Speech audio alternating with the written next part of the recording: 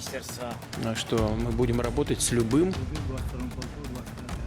रूस यूक्रेन युद्ध अब एक नए मोड़ पर पहुंच चुका है, जहां पर यूक्रेनी सेना लगातार पुतिन के ऊपर हावी होती जा रही है।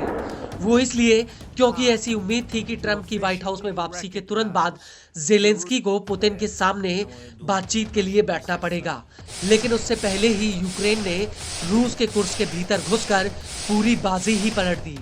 जी हां, 6 अगस्त 2024 को यूक्रेनी सेना रूस के कुर्स के भीतर घुस गई थी और उसने इस इलाके पर कब्जा कर लिया था, जिसकी वजह से पुतिन बुरी तरह से तमतमा गए थे। लेकिन 5 महीने के बाद भी रूस यूक्रेन को अपनी जमीन से खदेड़ नहीं पाया है और अब यूक्रेन रूस को झटके पर झटके दे रहा है।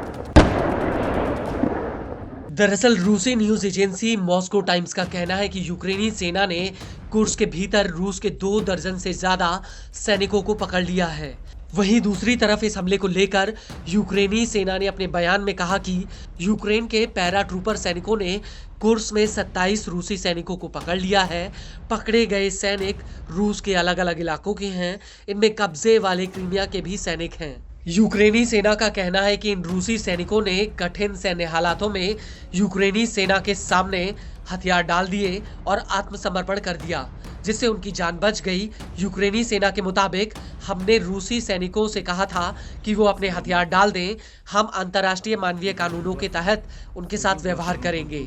आपको बता दें कि यूक्रेनी सेना ने इन सैनिकों का एक कथित वीडियो भी रिलीज किया है, जिसमें ये जवान अपने नाम के साथ अपनी रैंक और पहचान बताते हुए नजर आ रहे हैं।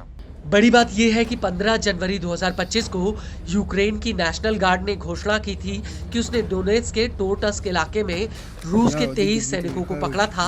इस सब के बीच आपको ये भी बता दें कि पिछले साल यूक्रेन ने दावा किया था कि उसने कुर्स्क इलाके में रूस के 700 सैनिकों को पकड़ा था।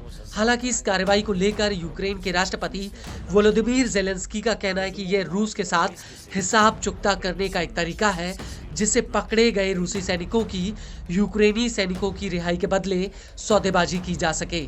आपको बता दें कि रूस और यूक्रेन दोनों ही लगातार एक दूसरे सैनिकों की धरपकड़ करने में लगे हुए हैं। दोनों ही देशों के लिए एक दूसरे सैनिकों को पकड़ना फायदे का सौदा है, क्योंकि इससे वो अपने सैनिकों को रिहा कराते हैं। और हाल ही में 15 जनवरी 2024 को यूक्रेन ने इस रूस से अपने 25 सैनिकों को रिहा कराया था। इनमें एजोवस्टल डिफेंडर भी थे, जिन्हें रूसी फौज ने पकड़ लिया था।